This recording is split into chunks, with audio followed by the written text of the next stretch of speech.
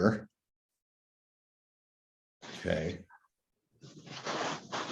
All right. So in the email I sent out today, I had the famous quote from Margaret Mead, because I said that it seems overwhelming what's going on in the world, that any of us can do anything about it, but obviously it's not any one of us. But the famous quote from Margaret Mead is, "Never doubt that a small group of thoughtful, committed citizens can change the world. Indeed, it's the only thing that ever has." There's also what's known as the 3.5% rule, that all nonviolent movements have been successful when at least 3.5% of the population gets involved. So we're not 3.5% of the population today, but there's a lot of people out there involved. So anyway, this is my beginning comments.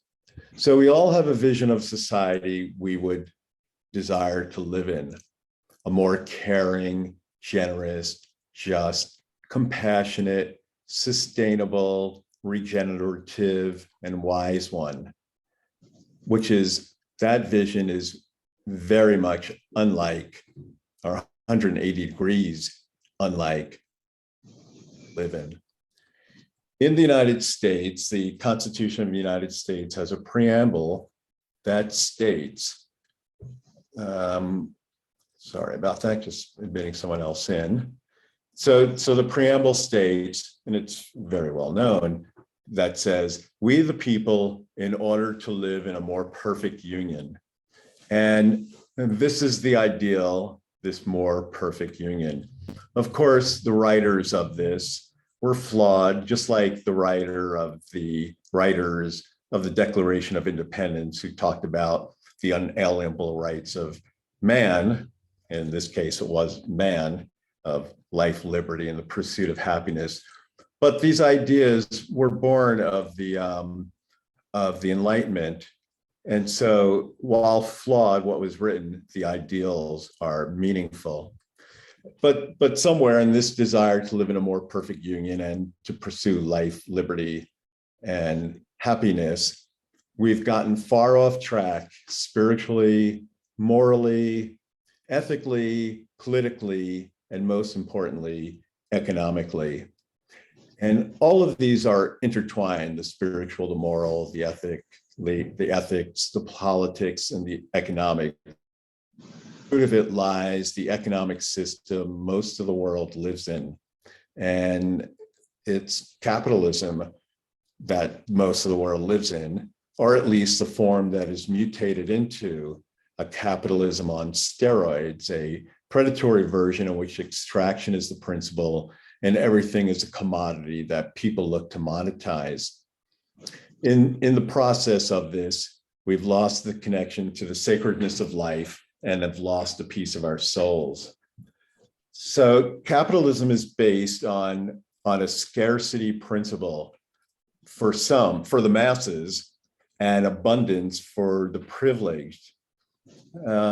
This has to be turned around so that everyone has abundance, but to do so would mean ending an economic system based on greed, lust, avarice, and psychopathy, one that rewards bad behavior, bad ethics, and twisted ideologies, and can shower perpetrators with untold billions or trillions of dollars.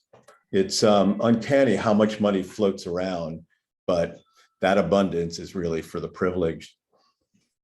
There is a way forward to a more positive future, one that is post-scarcity and post-capitalism.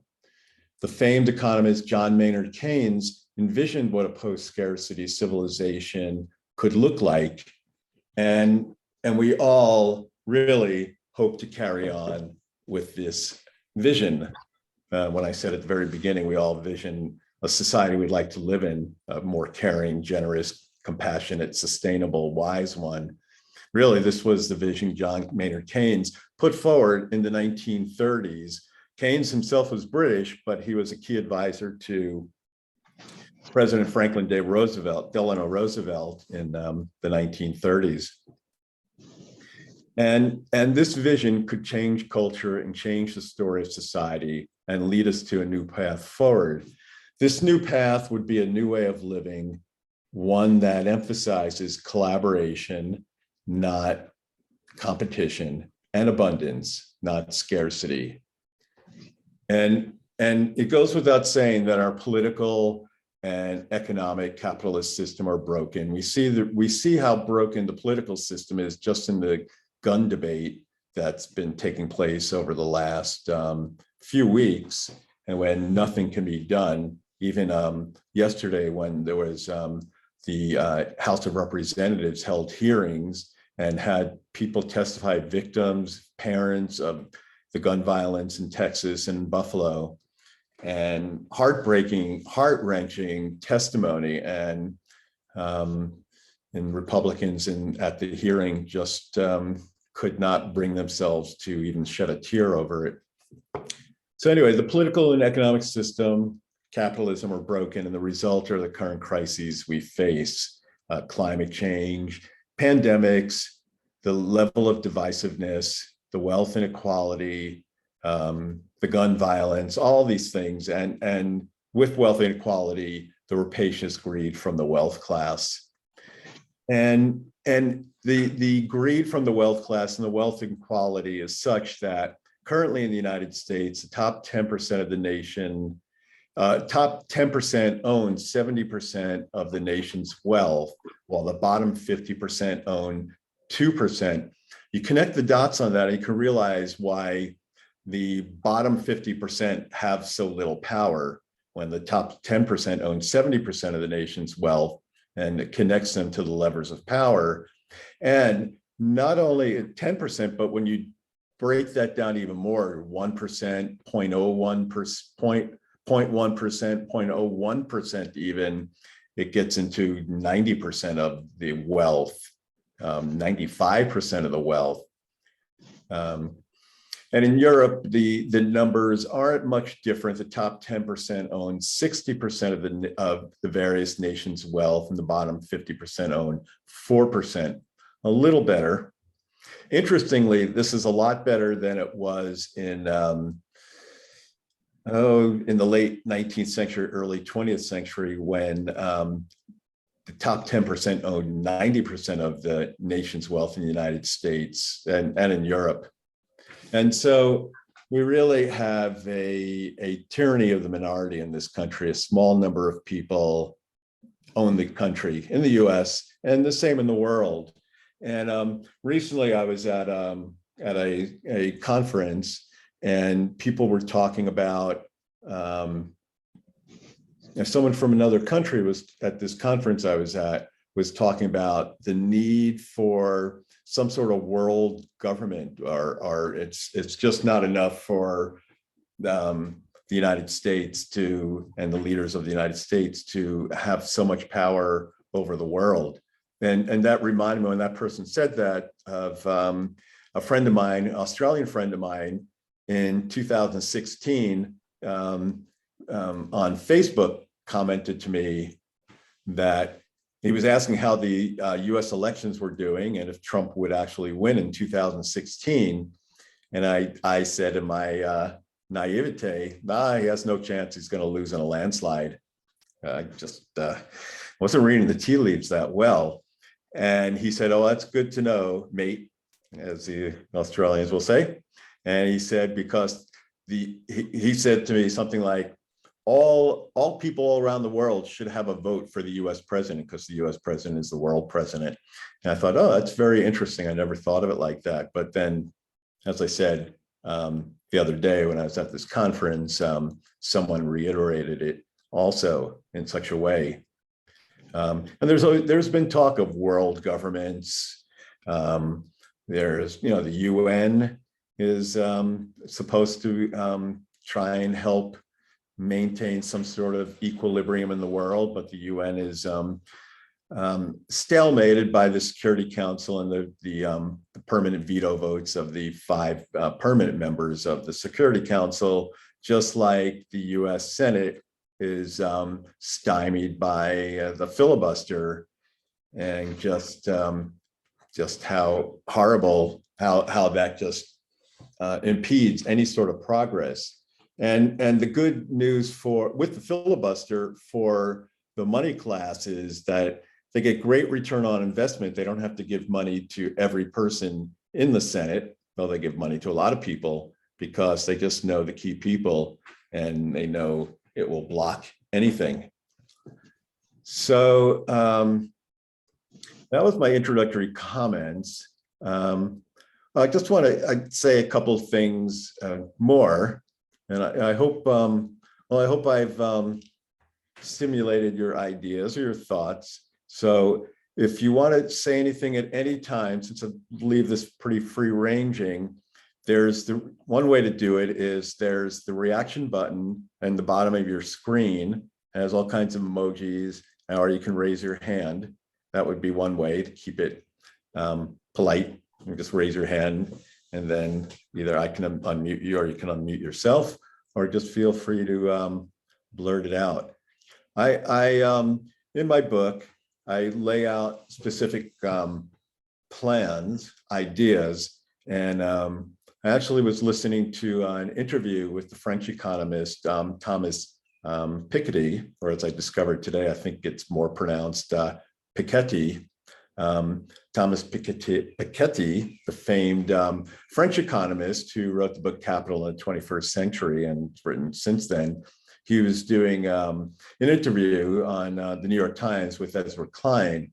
And I mentioned his idea in my book, and he was talking about it today. He calls his ideas in terms of making things better. And his new book is, as they were talking about, is very optimistic about the possibilities for change.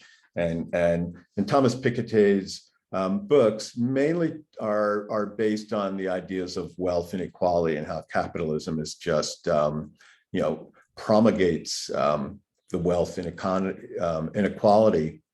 But the one key idea he was talking about among many was the idea of a minimum inheritance tax that would be given to every person. And he was mainly looking at America and Europe, but it would be at the age of 25, someone would be given $150,000, and it's equivalent in Europe, in euros, to try and help as a way to minimize the inequality that we see in our society. And as I said, I mentioned in my book too, in one of the last chapters when I talk about economic democracy, and the final chapter called Future World on just how it could be. So it's a very fascinating concept. And even in his conversation with Ezra Klein, Piketty mentioned the critics of it on both the left of the spectrum and the right of the spectrum, political spectrum, in that, some people just, the idea of giving money like that is galling to just allow people to have money and have a free choice in what they can do. And one of the biggest criticisms of basic income is that, oh, you give money to them, whoever them are, and they will just spend it on booze and cigarettes and drugs and all that stuff, which all the studies on basic income have shown that's not the case. People actually use the money to better themselves, which is a very fundamental part of life, the ability to flourish. So that's as I said, it's written in the Constitution, the ability to life, liberty, and the pursuit of happiness, but it's only for a select few who get that capability. And as I point out in my book, that concept of life, liberty, and the pursuit of happiness that Thomas Jefferson wrote actually has very good lineage to it. It came from the writings of the Enlightenment philosopher John Locke, and John Locke's ideas were derived from Greek philosopher Aristotle. And they talked about the concept of, or Aristotle used the word eudaimonia, which means human flourishing. And Aristotle, in writing about human flourishing, was talking about that humans flourish when all have the capability to flourish, and when what Aristotle would call the city state also flourishes, so that it was imperative for all people to flourish. So Jefferson meant that in certain ways, but it's been unfortunately corrupted and bastardized and never fully understood. And so it's, it has historical basis. So another thing I've come to see that here in this country, in the US, I don't know if anyone calling from anywhere else outside the US? I mean, I thought of doing this at a different time to allow people who might be in a different country to find the right time zone. But anyway, so I can speak for us as Americans. We live in a cult in this country. I mean, there's a few cults that we know about: religious cults. We know about the cult of Trump and right-wing fanatics, but there's also the cult of capitalism. And it's a really hard subject for a lot of Americans to wrap their mind around, that there is any other way. I was looking at talking about the interview that Thomas Piketty did with Ezra Klein, and I was looking at the comments in it, and it's about 400 or 500 comments in it, and you can find it on the New York Times yourself if you want, or just Google Ezra Klein, Thomas Piketty. But a lot of the comments were really derogatory towards his ideas about this idea of participatory socialism. And you could almost call it participatory capitalism, whatever you want to call it, but it's really about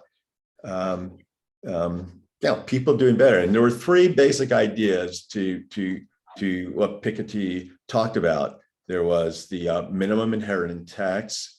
Minimum inheritance. As I mentioned, he felt $150,000 given to every person at the age of 25. There was corporate boards, as he pointed out, in Sweden and in Germany, 50% of the boards is made up of employees of the company. So that it's called co-determination. There's a partnership there. So he talked about that should be something done everywhere. And then he talked about the need for a global wealth tax, the progressive tax for the wealth class. And this is, and as he pointed out, and I point out in my book, this is not novel. This is not something new. This has been done in the United States first and foremost. The United States were leaders of the world in this from the 1930s to about 1980, or a little past, somewhere a little before 1980. Well, actually 1980 is the line of demarcation in terms of the tax structure in the United States. And it was because of this tax structure that the United States was seen as world leaders. And it's why the United States all of a sudden became this beacon of hope and light, because of the tax structure. And the tax structure was such that there was, from this period for almost 40 plus years, the progressive income tax was the marginal highest income tax was averaged 80% over this period. There were times when it was 90%, times when it was as low as, I think, 60%, but it made for a much more equal and egalitarian society in that it was almost like a salary cap on the amount of money people could make. And allowed for all the classes of economic classes of people, the wealthy, the middle class, the working class, the poor, for their all their incomes to grow at the same level. There was none of this inequality. But then this a new philosophy came in, brought in by Reagan, that this high taxation was impeding innovation and progress, that there was no impetus for the entrepreneurs to want to succeed because so much of their money was going to be paying in taxes. So why should they try? And so Reagan implemented an economic revolution. He, in America, Margaret Thatcher in England were the pioneers of a way that was new and reversing 50 years of progress to implement something new. Tax levels were slashed, and with it, government the other part of Reagan theory was that government was the evil, that government could do no good. Reagan had a famous phrase, something like, there are 9 words in the language that tell us how bad everything is, and it's, I'm from the government and I'm here to help. And so that mentality comes down to this day, because there's a lot of people who are really buying into a whole perspective on government's role, and always will say, oh, government, they're all corrupt, they're no good, you can't expect government to do anything. And yeah, there are times when government can be an impediment, and government's not always the answer, because the government, the whole war machine that goes on. But it was the government that Franklin Roosevelt mobilized and helped save the day in the 1930s, when his predecessor, Hoover, in kind of taking a page out of the typical Republican playbook, felt that the government had no role in helping anybody, and people were suffering. I mean, the Great Depression started in 1929. People were suffering, and Hoover wouldn't lift a finger. And that's why when Roosevelt was elected, he was elected in a landslide, because of just the pain and suffering people were going through. So it was a real sea change when Roosevelt got elected. And he even said that, I just got to notice my internet connection is unstable. Hopefully I won't freeze up on anybody. But as I said, it was a real sea change when Roosevelt got elected, and he put the government into action. But the other part of that, as I mentioned earlier, John Maynard Keynes was a key advisor to Roosevelt, and Keynes believed in deficit spending, that the government could spend and put itself in a deficit to help people. And so the US started spending, at that point, unheard of amounts of money into public investment, about 40, almost 50% of the gross domestic product, putting into, jobs program, Social Security, unemployment, electrification, just so much stuff. And it really led to just people really just so much help for people, and people really appreciated Roosevelt so much. Some people say Roosevelt saved capitalism from itself, from destruction. Other critics of Roosevelt called him a socialist or a communist. Some people called Roosevelt a fascist. I mean, it just goes to show conspiracy theories don't die.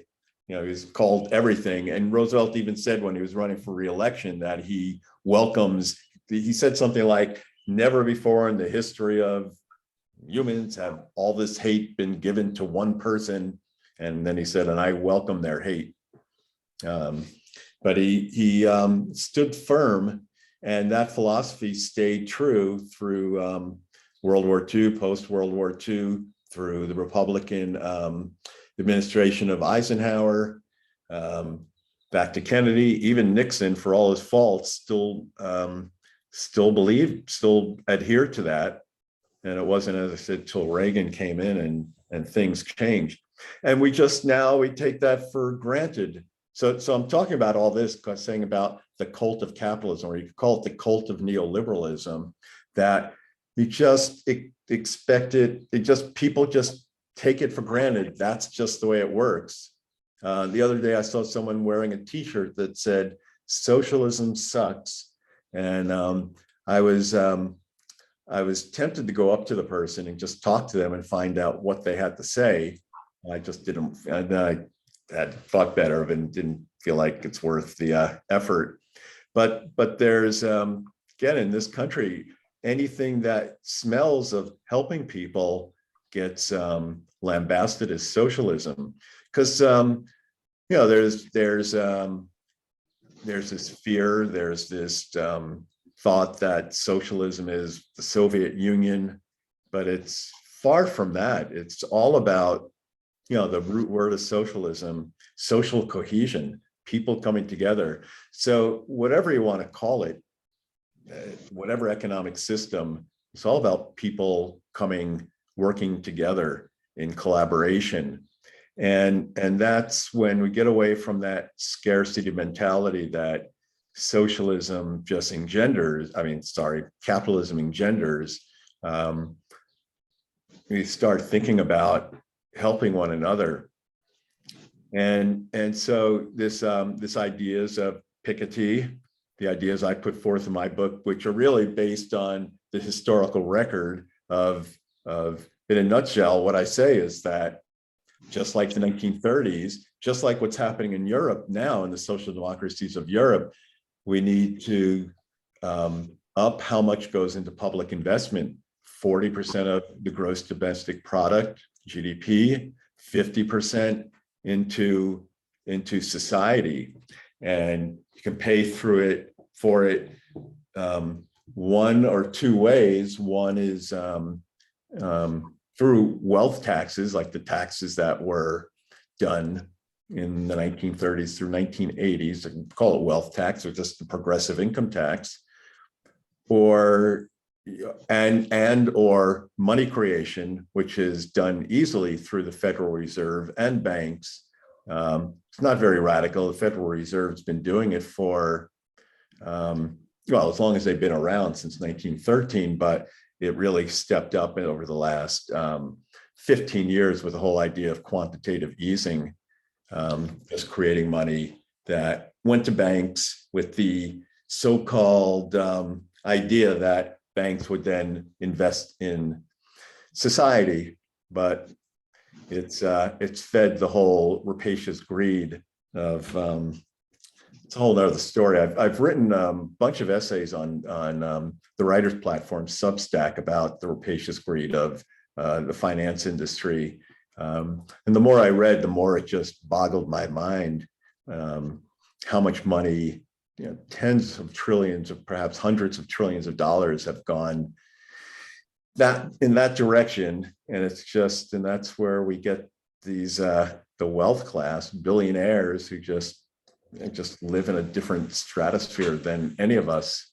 And it's that's where when I mentioned scarcity for the masses and abundance for the privileged, it's just it's a mind-boggling thing. So and another problem in the United States, amongst many, and I'm not trying to be a downer, because there are answers, and we can look at history, we can see what's been done. We don't have to reinvent the wheel. But I think it's really important to understand, where the issues are. But it all, at the root of it all is the wealth inequality in this country, because with the small number of people who have the money, their money goes to the laws that need to be done to protect their interest. There's the idea of dark money, and perhaps some of you have read Jane Mayer's brilliant book, Dark Money, which was about the rise of the radical right, the billionaire class. The book was mainly about the Koch brothers and the Koch network. Um, so there's dark money and then there's dirty money, and the two intersect. And it's really important to understand these ideas. They're, we might say, oh, this has nothing to do with me. And in a way it doesn't, because it's a whole different universe, but it has direct implications in everything that goes on in life. So dirty money is all the money that gets laundered all around the world, and a lot of it lands in the United States through various states that make it very easy for laundered money to find a home. And this laundered money comes from kleptocrats all around the world, dictators and countries who just steal from their treasury. Russia's another example. A lot of kleptocrats in Ukraine. I mean, we call them, some of them are called oligarchs if they don't have the power, and some are just the people who are running the show. And here in the United States also, there's a fair amount of oligarchs slash kleptocrats, some who are in power and some who aren't. When Trump was in office, it was a whole shit show of kleptocracy. So that's the dirty money, and the dirty money gets laundered through banks who are willing partners in it. Real estate is a very well-known way that that dirty money gets laundered and becomes clean. But a lot of that dirty money, when it becomes clean, and again, you can go on Substack, my Substack page, which is, I don't know if this link will work.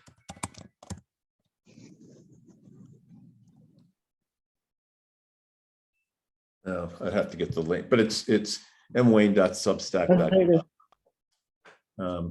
Because I've written articles on essays on kleptocracy, but a lot of that money, it's so I was trying not, I was mentioning that not to go into the whole mechanics of how the money gets easily laundered and ends up in Delaware, South Dakota, Wyoming, Nevada, and wherever, any of the states, because all the states have a race to the bottom to hide the money. But once it gets laundered, it becomes clean, and then that clean money can become dark money, which goes into the political action committees, into the pockets of politicians, and allows them to vote according to the donor's needs. I mean, the Supreme Court it's a fine example of how the Supreme Court, the composition of the Supreme Court has changed over the last number of years and become almost a number of fanatics, right-wing and corporatists on the Supreme Court. The gun laws, one reason they don't change is because dirty money has been laundered and becomes clean. Dirty money has been laundered, goes to the NRA where it becomes dark money. So it's just, it's just hard to fathom for any of us who are just good-hearted people to just see. And I think this is the pain that a lot of us feel, is that if we're good-hearted people and we just see how the rapacious greed and the narcissism and the psychopathy is just run rampant, and the people who are making this money and laundering the money and donating the money could care less how it affects, what the ramifications are on society, as long as they get their needs met. And their needs met are more money. Power and money are the two things. And it's it's gotten out of control. And so I think, a lot of people feel like their moorings are just off because we just feel like there's so many people, not so many people, it's really a small number who could give a shit about what's going on, and really I just want to feed their own, again, their own needs. And that's all about the money. And it's it's just so easy if you're in that ability to have your hands on the money. And again, from the 1930s to the late 70s, there wasn't this since there weren't a lot of billionaires and millionaires, because again, as I was talking about, people paid high levels of taxation. So society wasn't as focused on lifestyles of the rich and famous, or influencers, and all these things that are just common now. And now it's all about show me the money. That's what I talked about, the cult of capitalism. Everyone just thinks it's normal to, hey, it's all about how much money can I make? What can I monetize? I wrote one essay recently on Substack that I called "The Best Things in Life Are Free: The Uncommonness of the Commons," and in it I just talked about we've lost that side of the commons, the idea that there are some things that should be for society's best interest and have nothing to do with making money. And I'm not the only one who understood that. As I mentioned in my book and in that essay on the uncommonness of the commons, that the World Happiness Report, which is an annual publication of the UN, they rate, you probably have either seen the World Happiness Report, or have seen it in the press. And so I think it's been about 10 years now that they do it, that the UN publishes it every year. And so you might have seen that for the last, since the report has come out, the US generally ranks around number 18 in the rankings, and the top countries are the social democracies of the world, and the top countries of the top countries are the Nordic countries, Sweden, Norway, Finland, Iceland, and Denmark. So and in that report, this is what they say as kind of the mission statement, or their idea, or the parameters that they use. What they say: should we consider some parts of our society to be off balance to the profit motive, so that we can foster the spirit of cooperation, trust, and community? And so they say we need to look beyond GDP as a measure of happiness, and question whether affluence is the proper metric to tell whether people are happy or imbued with a sense of contentment. Instead, social bonds and social cohesion are the important yardsticks. So sounds so common sense. Sounds so like, yeah, we all get that. But again, we've gotten so far off track. And another problem is so many people in the US especially are struggling to make ends meet, especially with inflation. People are having to choose between, can they pay their rent? Can they buy food? Can they gas up their car? Can they pay for their healthcare or medications? So many different things that people don't have the time. People are just on that hamster wheel, but they don't have the time to really think about these bigger picture numbers or ideas, or that there is a better way. I'm on the moveon.org email list. Maybe some of you are too. And so Reverend William Barber sent out an email the other day through moveon.org. Reverend William Barber is just a great human being. And he's kind of picked up the legacy of Dr. Martin Luther King, so he was talking about a Poor People's March or March on Washington in that regard coming up. And he was saying in the email that 140 million people in the US right now are either poor or what was the term he used? Let's see if I can find it and jot it down. It was almost like a euphemism.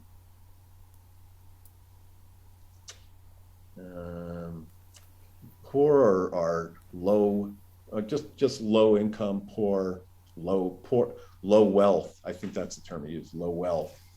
and that's just unheard of. It's there's something wrong, and that's why I said, I've been talking about this theme, this idea that I said before, the cult of capitalism, and that's some of us are lucky to live in a community where maybe there's less of this. People do care about each other, and the community tries to care about what's going on. But we still see whether the level of homelessness or struggling people and hearing stories, people just not able to afford their health care, just all these things that that many countries look at the US and say, what's wrong with these people? So again, we're really at a tipping point. I mean, we're faced with things like climate change, especially climate change and pandemics, which really are pushing everything to the forefront, and realizing that we either need to shit or get off the pot, so to speak, in terms of so in my book, I have 3 chapters towards the latter part. One is on political democracy, one is on social democracy, one is on economic democracy. The most important chapter to me is on economic democracy. Once again, I'm getting a message. My internet connection is unstable, so please bear with me if I freeze. But I think what's the only way to create an economic democracy or social democracy in the U.S. is, unless there's a revolution, which who knows. Wingers are the ones who are looking for that, but will be through the politics and the political system channels. But it cannot work the way it is right now with this indirect democracy, in which we vote people who then do whatever they vote in people. That's representational democracy. We vote for someone and then they do whatever they want to do most of the time, some of the time. And there's a lot of money that gets influenced to these politicians.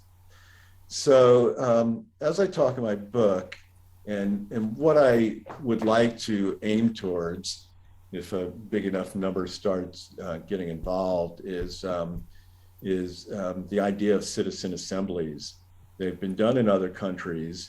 For any of you who've come on to the Voices for the Future programs that Anna Day, Judith, and I have done, one of them at least, we talked about it. Well, no, it was in the Visionary in the Future program a couple of years ago. Talked about the citizen assemblies.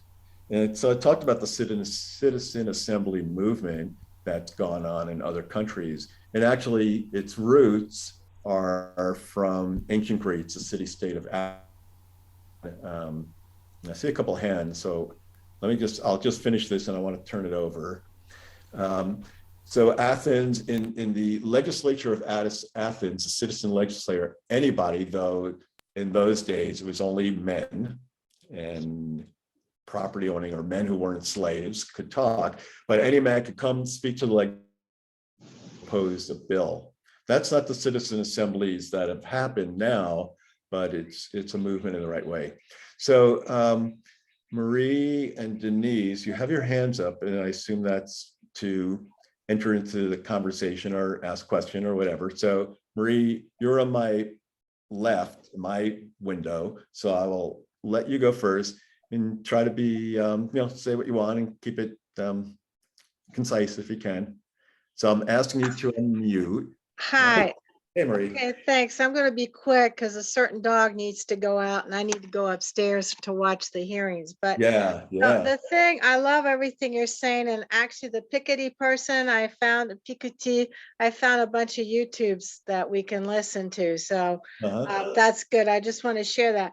One of the things that I find frustrating in the United States, and this is somebody, I grew up overseas, so I'm constantly looking at the French news and the Swiss Romand news, and the BBC, is that anytime something happens here, we automatically blame the president du jour for it. When many things that we are currently experiencing, except for the gunshot situation, is also are happening in other countries. I just saw a report where they have a shortage of bus drivers in France, where the Swiss are complaining about their kids getting too fat, where they're having food shortage. I mean, a lot of what's going on here is not just here. And I wish that there would be a requirement that when they present the news, that they say, hey, this is happening here, but also in other countries. So we don't just automatically blame. Everyone is frozen up. Oh, can you hear me now?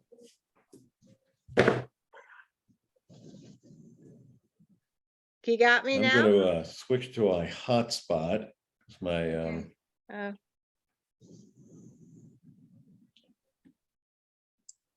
we can still hear you, Marie. We could still hear you. Okay. I just want to switch to a hotspot and see if.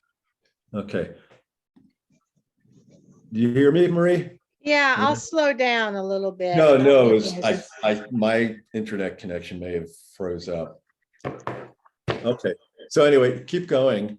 All I wanted to say is I feel that at least in our country, what would be so helpful is if somewhere along the line, people would be able to be encouraged to either watch the news in other countries or when CBS, blah, blah, blah, report on something like gas, like employment shortages, etc. They'd say, not only is it happening here, but guess what? The Swiss, the French, the this, the that, they're also experiencing this, because I think that would create more community and we wouldn't be so quick to automatically blame Biden or whoever the president du jour is for what's going on, when it's not just a phenomena happening to us. It's also a global situation.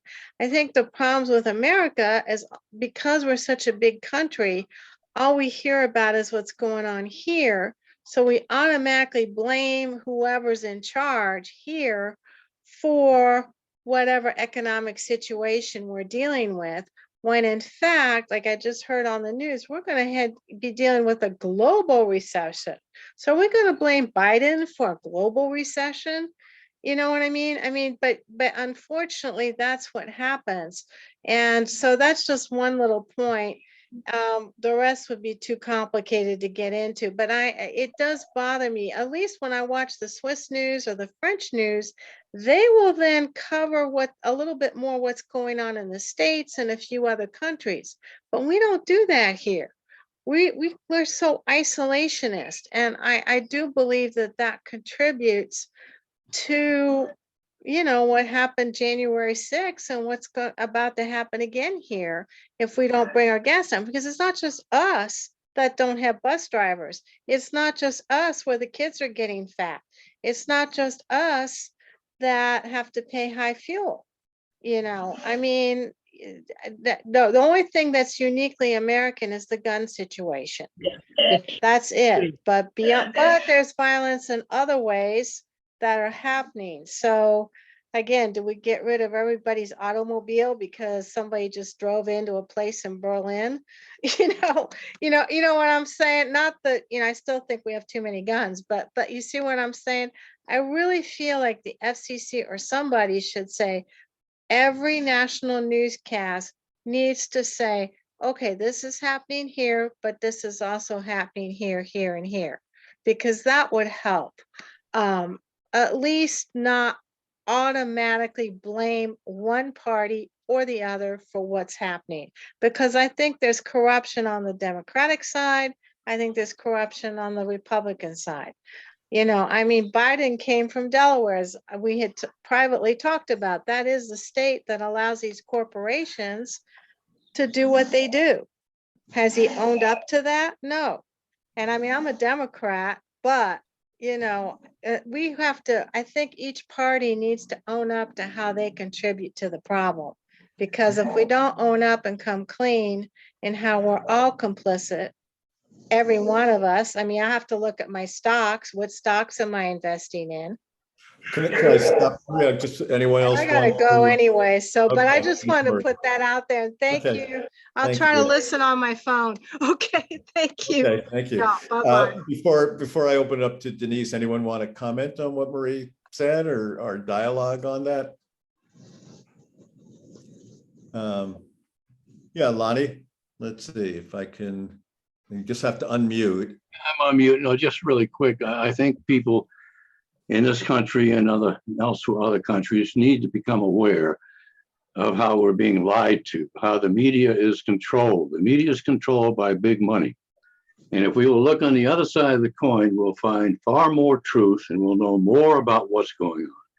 And this 3.5% you're talking about, Michael, is happening. And I believe in it because that's consciousness. When our consciousness reaches that tipping point, this thing will take off. Spiral dynamics is one place that explains that. There's others that get into that more. And that's all I wanted to say. Thank you. Yeah, well, thank you, Lonnie. Yeah, and I agree. I mean, about the 3.5% that we're getting there. And I ascribe to the idea of consciousness changing, evolving, we'll do it. But I think we also need a plan. You know, we talk about like spiral dynamics or integral, and integral talks about the internal and the external. So the consciousness evolution is the internal, but we need a structural changes too. Just real quick, Barbara Marx Hubbard.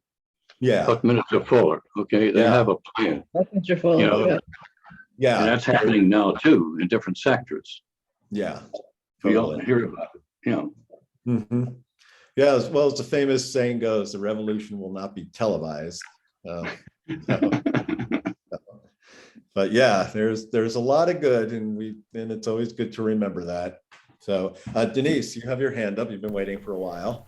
Oh, thanks. Hi, Michael. Hey, Denise. I was thinking about, because I used to work in the addiction field, so I have that sort of frame of reference to look at this stuff when you talk about scarcity and abundance and a lot of disconnection, and the antidote to addiction is connection. And I see the people in power really are like basically in altered state because of the processes that they engage in.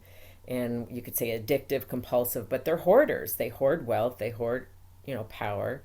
And I don't foresee them having a spiritual awakening unless they actually individually hit bottom and maybe they get out of. Froze up again, Denise.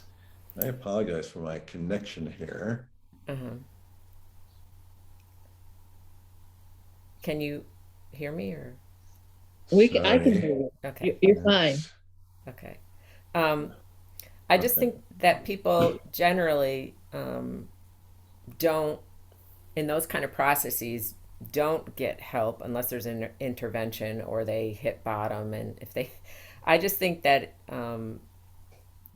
in systems, essentially, that it's very hard, I think, for people to take ownership of what they do, especially people in power. They have no incentive. They have to feel some kind of pain in order to say, I'm going to look at what I'm doing is what I'm doing not working.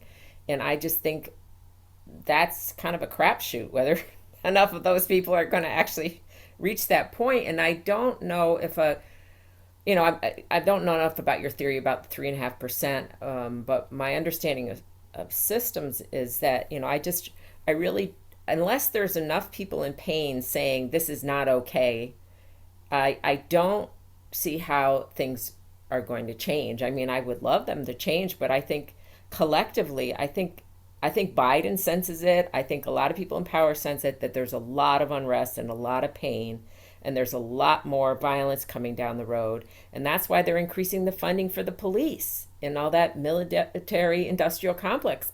They don't want to give up power. They want to just make sure that they keep the people in pain from rebelling and taking things over. And I just think if they don't feel consequences, the people in power, it's going to be really hard to wrestle that from them. And I think they're going to try everything to keep people from having this consciousness spread, per se. The people in power, I think they get a lot of benefits from those being in that kind of process, and I don't think they're going to just say, well, we'll give it up for the good of the people. So I don't know.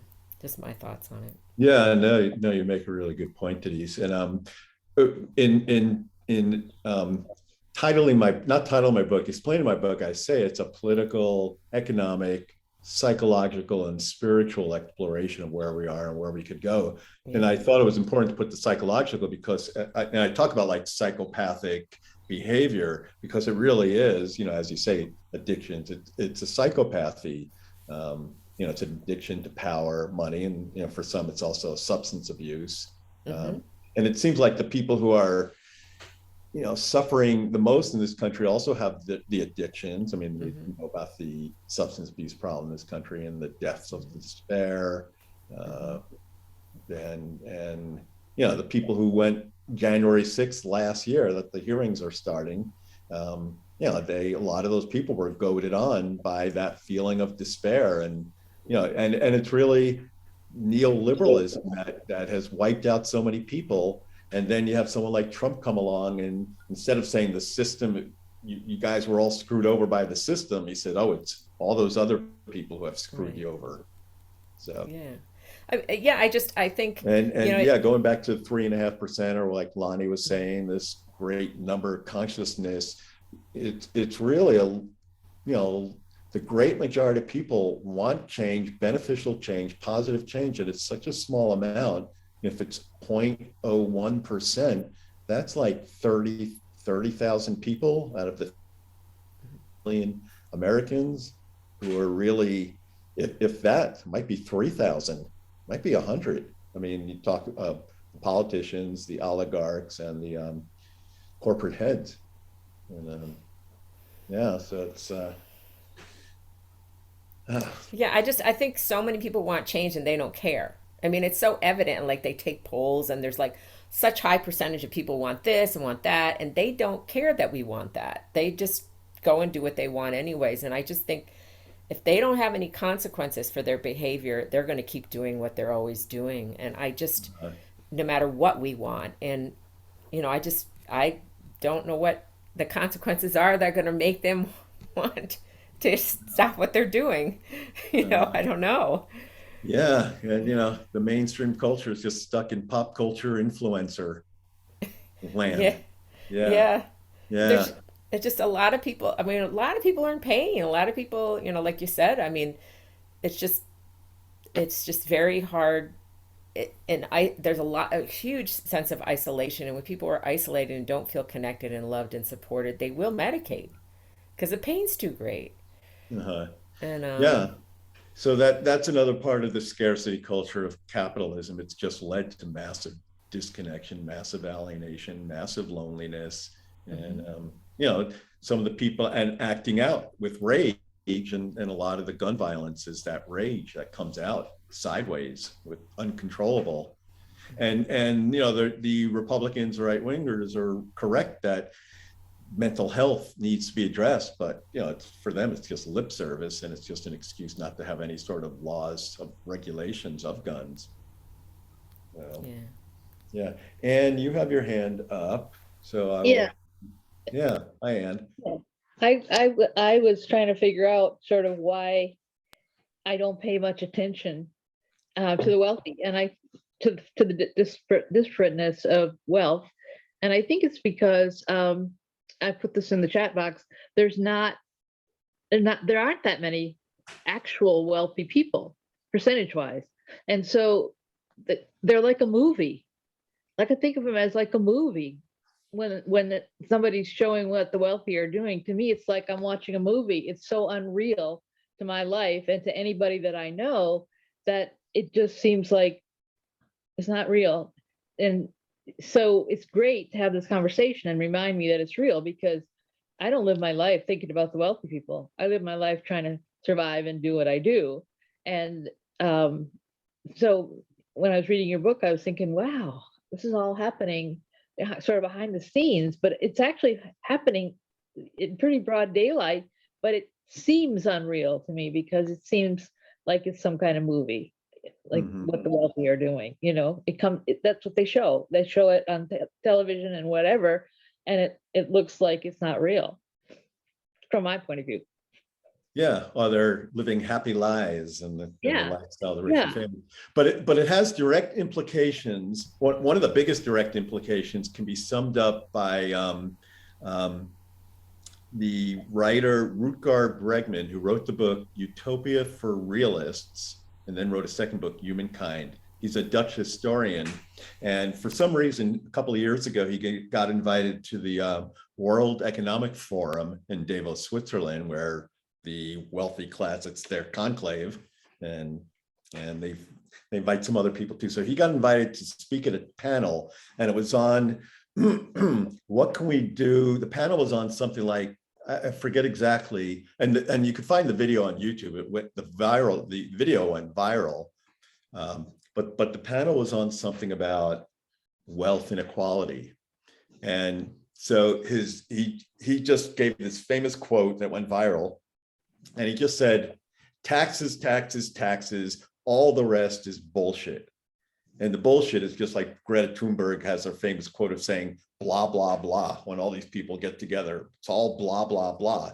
So Rutger Bregman was being a little more polite, saying, instead of blah, well, maybe it wasn't being more polite. Instead of saying blah, blah, blah, he was saying, it's all bullshit and it's all about taxes. So this goes to answer what our comment on what you were saying, Anne, is that this wealth class that's absconding insane amounts of money, and yeah, it's in a different stratosphere. So we go on with our lives not thinking about it because we don't have to. They're the so-called masters of the universe, but they have found, when I talked about money laundering, they have found legal ways to move their money all over the world and not pay taxes. You know, it's well known. It's been coming out about Elon Musk or Zuckerberg or Bezos, you know, Trump, all these, and who's not even a billionaire, who knows what he is, but they pay so little in taxes. Warren Buffett famously said, "My secretary pays a higher percentage than I do,"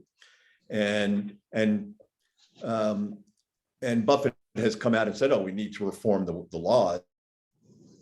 But so they pay so little taxes, and what happens is that this has robbed governments. There's a book, Davos Man, that came out a couple of months ago that goes into a lot of this. The Davos Man, these billionaires flying, making money all over the world. So, but governments are being drained of resources. And so it leads to a lot of austerity in the United States, because there's always this, oh, we can't pay for that. There's not enough money. And other countries too, even in Europe also, because of all the money that's being drained from treasuries by this billionaire class. So we don't see it. They're like shadows in the night, shadows in the cave, these billionaires, and it has no bearing on us in many ways. But on the other hand, it does. And it's really, and the billionaires, some of them feel like they're the heroes of society, doing good, helping. And that's like Davos always tries to have themes about improving the state of the world. That's like kind of their mission statement. We're improving the state of the world, which again is just bullshit. It's just lip service. And all they really care about is making money. You know, one of the most powerful men in this country, and I say men, people, men, is Jamie Dimon, the CEO of the largest bank in the United States, JP Chase Morgan. He has so much power. And so I was reminded of this. I was watching a series on Apple Plus TV on WeWork. It was a narrative. It was, you know, kind of a fictional presentation, 8-part series on WeWork, the guy Adam Newman, who started it and walked away a billionaire. And there's a scene where he gets influx of capital from a Japanese bank, $2 billion. So he goes to JP Morgan Chase, the bank, to open up an account, and he asks for a line of credit, and he asks for, you know, whatever amount. And so the next scene, they have him sitting there with Jamie Dimon, the actor playing Jamie Dimon. And he says, Jamie Dimon asks him, "Well, Adam, how much would you like to open up? How much would you like your line of credit to be, your personal line of credit? And Adam Newman says, oh, $50 million. Adam Newman's like reaching for the sky. And so then Jamie Dimon sits there and there's like a moment of, I think it should be $100 million. And just like that, out of creation, out of nowhere, Adam Newman was given a line of credit of $100 million. So again, and I just say that all this capital floating around that is just abstract to any of us mere mortals, but has ramifications on society.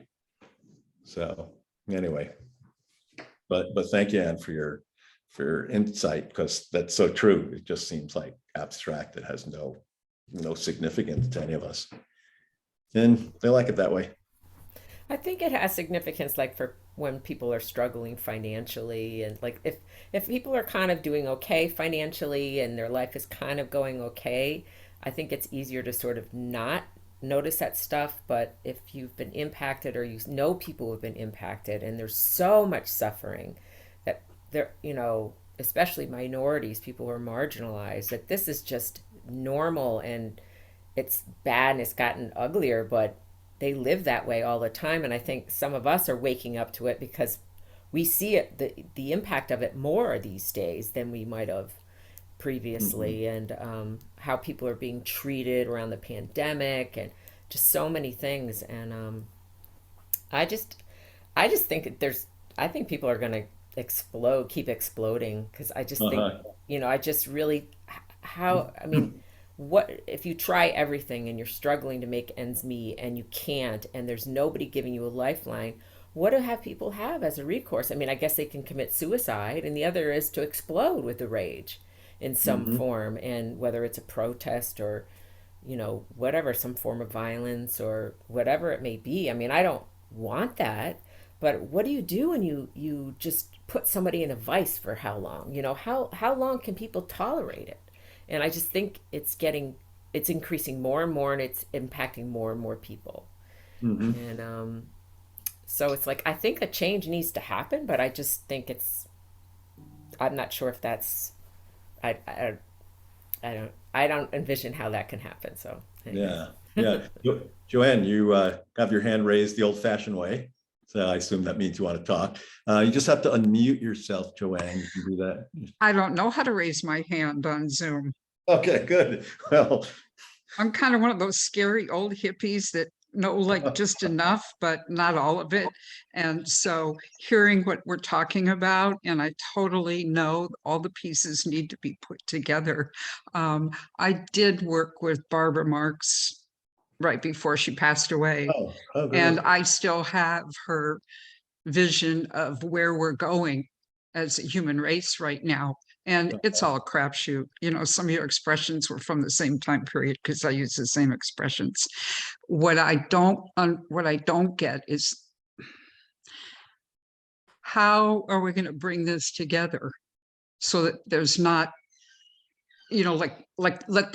how we're going to bring the force together so that we're more cohesive as a group.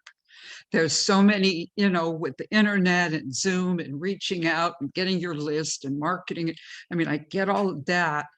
And I personally am done with listening to what's wrong. And for years, I've been working on what's right. And unfortunately, like you say, Denise, pain, the human race, why we're the ones that have to go through pain to change. It's like, I'm done analyzing it. That's what we got. And how is it going to happen? One person at a time, and then not to be stuck in a generation. When I do Airbnb, I was just talking to a younger person. I go, why aren't you on the streets? And it's like, we don't care. We can get shot. The complex has gotten so big. And I don't have the information to do that. I agree with the taxation. Yes. The question I've had for years, what are we going to do to get people who have all this money to realize it's time that they share it? How are we going to do that? And, like I keep thinking about the dog. Do you want the ball or the frisbee? The ball or the frisbee? And they both are needed at the same time. We need to go to whoever in our governments and our court systems to change the taxation. I believe it's illegal what we're doing in our country, according to the original Constitution of taxation and inheritance. I don't have the book. It was a friend that wrote it. And what I remember, what he said was that when somebody passed, your family was given X amount of dollars and the rest was to go back to your government to work for the people. How did we, lose? Or, now the personal fears and, I mean, what isn't a hot topic right now in any, earth or environment or alternative energy or hemp or what, it's just, it's so, right. It's so, Joanne. Pardon? Oh, I'm going in and out. Yeah. Oh, I know why. Well, I Sorry, live in a froze place, up. I get frozen a lot in my house too. Okay. And what Okay, yeah. living by example is excellent. Some of the buzz Oh, you things. lost your audio, Joanne. Technology. Huh. I can hear you, Joanne. Okay. I can hear you, Joanne. Okay. Michael, it's your site. It's you. No offense, boss. No offense. Okay. Are you yes. there? Yeah. Right. That was one of the first commercials. Remember the kid? Can you hear me now? Can you hear me now? With the cell phone? How many years ago was that? And so there's so many levels all happening at the same time. And the best I can say in my world to make some movement forward is to know that the timing is right. And when that change comes, that the people with more money will have to make that contribution. It will be here. It's like worrying about it is not going to help it. And one of my favorite sayings, and I'll shut up, my girlfriend gave it to me many years ago. I have a very emotional, messed up life. I have a paralyzed son that's in pain on a vent, wants to live life. And that's another personal story. But the saying she gave me is even true in this situation. Even when eating an elephant, you can only eat one bite at a time. So instead of going, I'm going to do this, this, this, and this, my acronyms that I come up with, one of mine is POP, pick one passion. There's enough people online in your town, on the country, globally, that if we come together and work on this, and that it is starting to happen. I think that's what the internet is doing.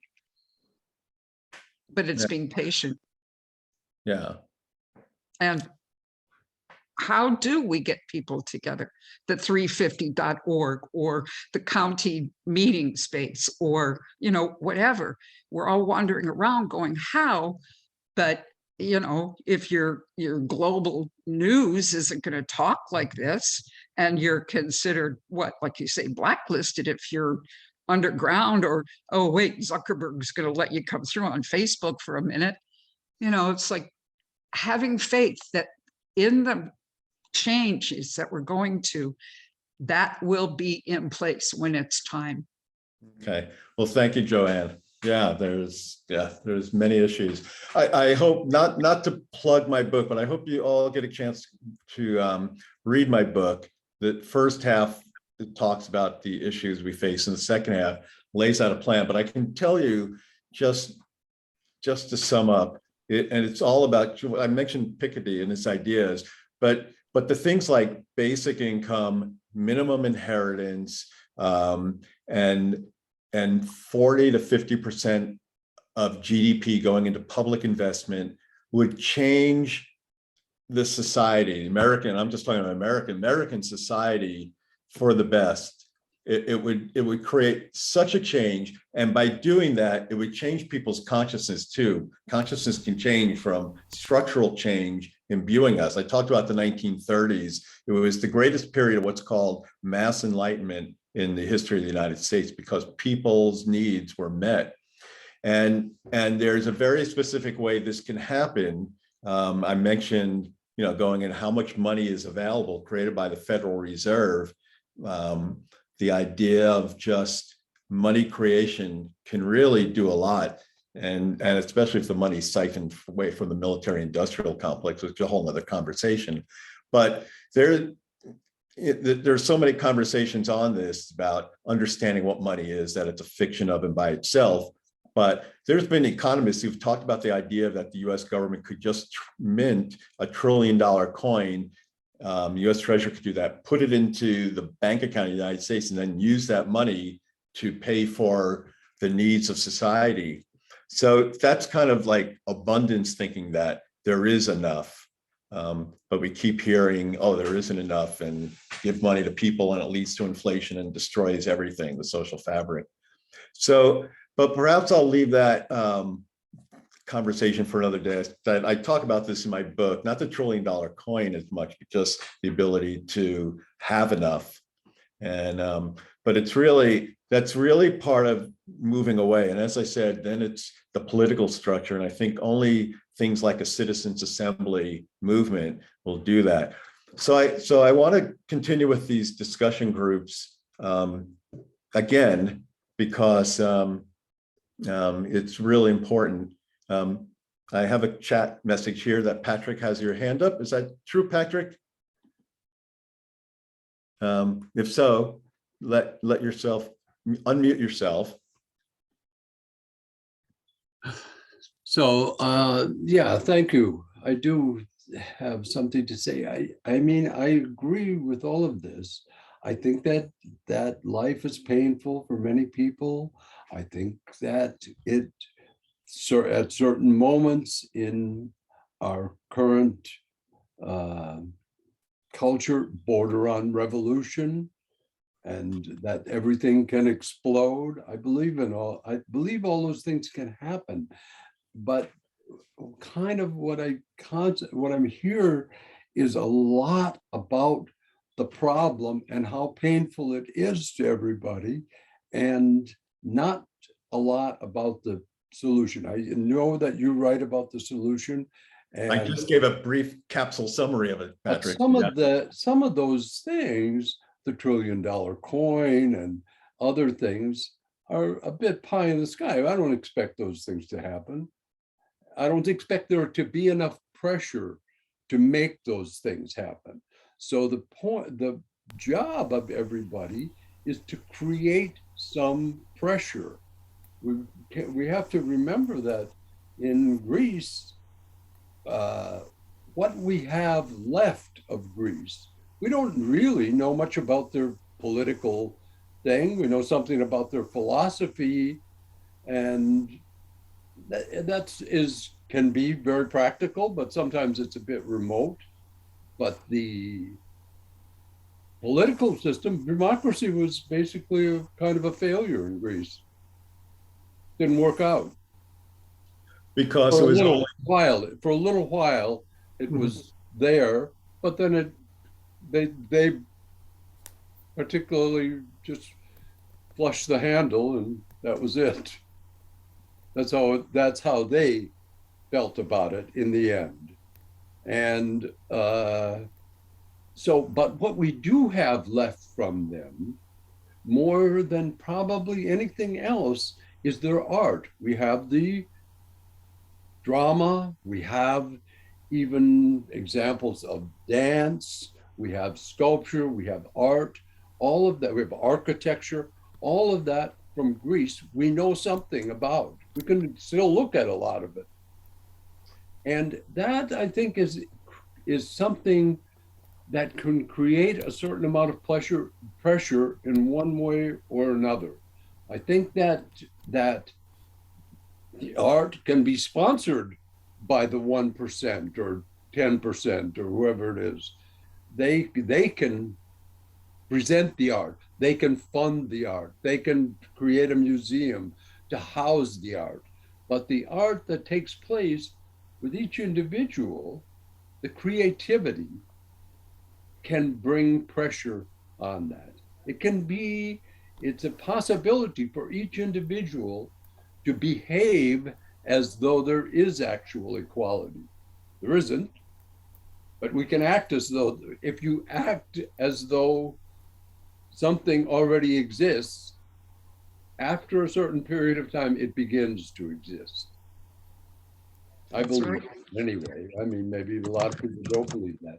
And if I think these people who have a lot of money and lead very excessive lives are very much like Donald Trump, subject to ridicule.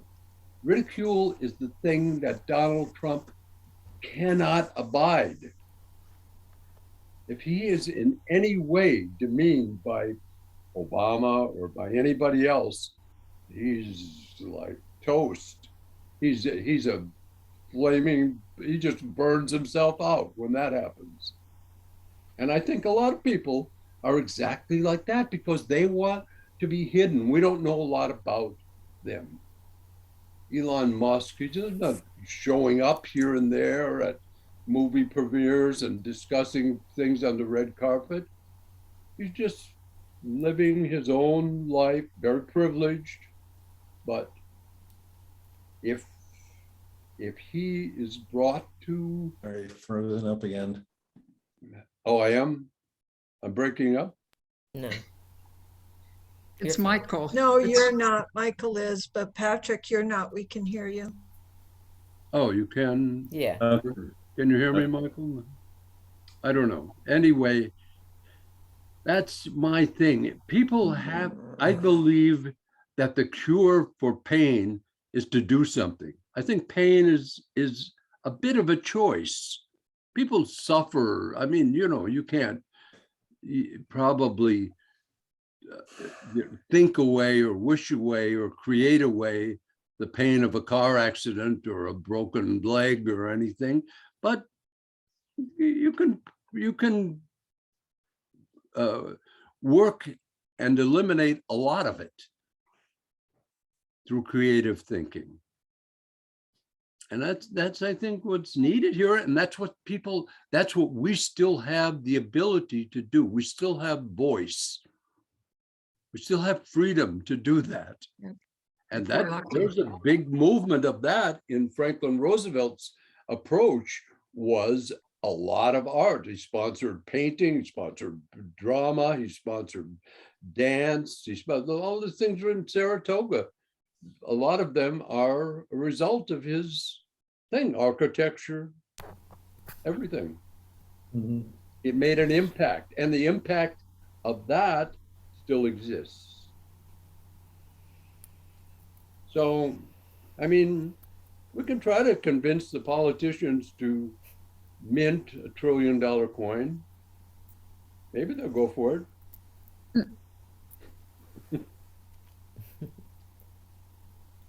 I mean, somebody, I'd love to hear somebody in the press gaggle speak out and say, why don't you do that? Oh, there have been some serious academics, or not serious economists, who have proposed it. Of course, at this point, they have no power leverage to make it happen. No. Yeah. So we're at an hour and a half, and I would love to keep going. I feel like we get to Zoom fatigue. So Joanne's got her timeout hand up. Yeah. So we'll stop here. I appreciate everyone coming on. I'd like to keep doing this, whether once a month or what. And not only dialogue, but my hope is to move into more than dialogue, into action. As Patrick brought up the 30s and the arts and how well sponsored they were, and that's art can definitely catalyze a lot. So we'll continue the conversation, everyone. I've recorded it, so I'll also be sending out the recording for everyone on my email list. So you'll get it. Hopefully you all are on. That's it for now. Given a lot to think about. And thank you, Anarchy. And we'll meet again. Maybe one of the days we'll meet live again. Thank you so much for organizing this. Yeah, thank you, Patrick. Well, it's Thank you. easy on Zoom. Sorry about my technical snafus. I'll get this fixed up. But Okay. yeah, I hope you can make it again when we do this again, or catch the recording. Obviously, time doesn't always work for everyone. So, all right. So, good night, Thank everyone. you. Yeah. Bye. Thank you. Thanks, everyone. Peace out, and until next time. Okay. Yeah. Bye. Bye.